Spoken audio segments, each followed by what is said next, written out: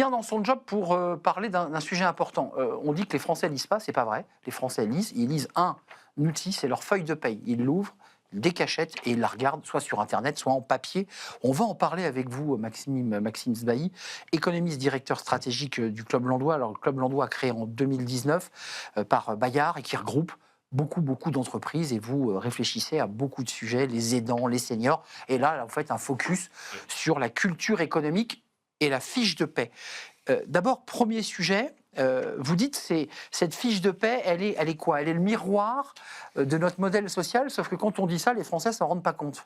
Oui, en fait, on s'est intéressé à la fiche de paye parce qu'on fête les 80 ans de la sécurité sociale ce mois-ci. Et en fait, sur la fiche de paye, on a tout le modèle social français. Toutes les lignes, les cotisations, les circuits de financement, tout ça est dans cette fiche de paye qui est quand même assez longue, assez complexe à comprendre. Et donc, on voulait, nous, analyser avec des questions qu'on n'a jamais posées aux Français, la compréhension de la fiche de paye pour voir s'ils arrivent à comprendre aussi le fonctionnement du modèle social derrière qui est inventé, mais dont on réalise que finalement, c'est très compliqué à comprendre. Ils la comprennent ou pas, cette fiche de paie, à travers le modèle social, les retraites, les cotisations pour les syndicats, puisqu'ils ne le lisent pas forcément, mais il y a aussi une cotisation pour le dialogue social. Est-ce qu'ils le comprennent? Alors, ce qui est sûr, c'est qu'ils la lisent. Ce qui est très intéressant, ce qui ressort de l'enquête, c'est qu'en fait, on a 74% des salariés qu'on a sondés, puisqu'on a sondé les salariés publics-privés, qui la lisent. Donc, ça fait 15 millions de Français qui lisent chaque mois leur fiche de paye. C'est le mensuel le plus lu de France, concrètement. Il n'y a aucun média, aucun mensuel qui arrive à la moitié de ce niveau.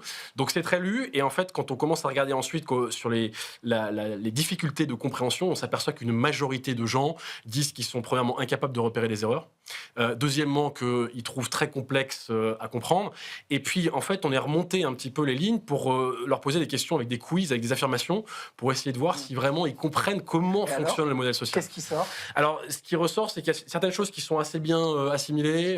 Le fait que l'impôt sur le revenu est prélevé à la source, que c'est sur la fiche de paye. Ça c'est clair. Le fait que la mutuelle, on la voit aussi sur la fiche de paye. Là où ça nous a quand même étonné, pour ne pas dire un petit peu inquiété, c'est sur les retraites. On a testé une affirmation qui est « mes propres cotisations retraite financent ma future pension de retraite ».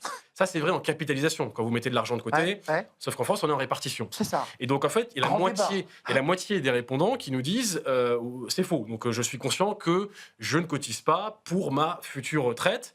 L'autre moitié, en fait, ou se trompe ou ne sait pas répondre. C'est-à-dire qu'on a la moitié des salariés français, ce qui ressort de notre étude, qui, en fait, n'assimilent pas la logique quand même assez basique par répartition de notre système de retraite qui veut qu'on cotise aujourd'hui pour les retraités d'aujourd'hui. Donc tout ce qui est dit dans les grands débats politiques, les grands discours politiques généraux passe au-dessus de la tête de la moitié des Français. Alors, la moitié des salariés sondés, mais oui, globalement, il y a, et ça a été prouvé par d'autres études aussi, il y a quand même une grosse incompréhension, et on est souvent dans des débats où les gens raisonnent par capitalisation dans un système par répartition. Et donc ça, il faut bien l'avoir en tête, parce que ça veut dire qu'il faut faire quand même beaucoup de pédagogie déjà. Il y a un travail d'éducation économique et financière à faire avant, effectivement, de faire des gros débats stratosphériques sur les retraites. Donc vous parlez à Sébastien Lecornu et à tous ceux qui travaillent sur le budget, faites de la pédagogie. Un mot quand même entre le brut et le net, qui est un énorme sujet de la feuille de paye, c'est-à-dire qui ramène au débat des cotises salariales et patronales. Alors il suffit de regarder un bulletin de paie, c'est incompréhensible, on ne sait pas ce qui est... c'est très complexe. Est-ce qu'on peut simplifier ? Alors, c'est difficile de simplifier quand le modèle derrière est très complexe. Mais par contre, ce qui est sûr, c'est que cette distinction entre cotisation salariale et patronale, qui est assez fictive, parce qu'en réalité, dans la réalité économique, entre le coût total de l'employeur et ce que touche le salarié, c'est de nature unique. Mais ce qu'on voit, en fait, c'est que cette distinction, elle rajoute du flou au flou. Parce que dans notre étude, on s'aperçoit que les 2/3 en fait, des salariés sondés définissent mal ce qu'est le salaire brut. Ils le définissent comme étant le salaire que l'employeur donne avant tout prélèvement obligatoire. Et donc, en fait, on s'aperçoit que les cotisations patronales sont invisibilisées, voire complètement oubliées. Et ça, c'est très inquiétant pour 3 raisons. Premièrement, parce que le salaire brut, si l'employé et l'employeur n'ont pas la même définition, c'est quand même là-dessus qu'on négocie les salaires annuels.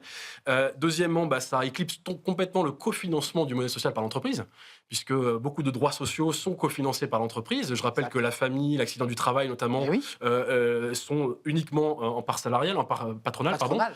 Et puis, troisièmement, le grand débat du MEDEF, si je peux me permettre. C'est un grand débat qui dure depuis des années, depuis des décennies même. Et puis, troisièmement, en fait, ils sous-estiment complètement quel est le coût total du travail.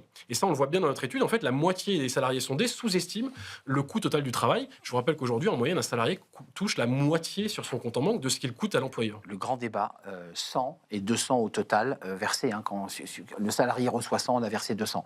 Oui. Merci Maxime Sbailly à creuser à la fois cette étude sur la feuille de paye et vous allez plus loin au Club Landois parce que vous êtes économiste et vous allez porter aussi tout un travail sur l'éducation à la finance et à l'éducation financière. C'est un gros sujet sur lequel on est en train de vraiment de s'investir, c'est l'éducation économique et financière. On pose le constat, mais c'est bien aussi d'apporter des solutions. Et donc le 20 novembre, on organise à la communale de Saint-Ouen un gros événement qui s'appelle T'as vu ton net, grand public, tout le monde est le bienvenu, où on va déjà matérialiser la fiche de paye dans une tour Lego pour faire comprendre aux gens. On aura plein d'ateliers de solutions pour répondre aux questions que les Français se posent, mais qui n'osent peut-être pas forcément explorer d'eux-mêmes. On a pris un peu de retard, mais c'était important d'avoir cette date. Le 20 novembre, T'as vu ton net, j'adore ce titre. Merci Maxime Sbailly du Club Landois. Passionnant cette fiche de paie. Allez donc la regarder, vous la regarderez différemment. On tourne une page, tout de suite, c'est notre débat. On parle du cancer du sein, les femmes touchées par cette maladie. Que faut-il faire? Comment l'entreprise doit gérer ce dossier? Comment doit-il prévenir aussi? On en parle avec nos invités. C'est le cercle RH.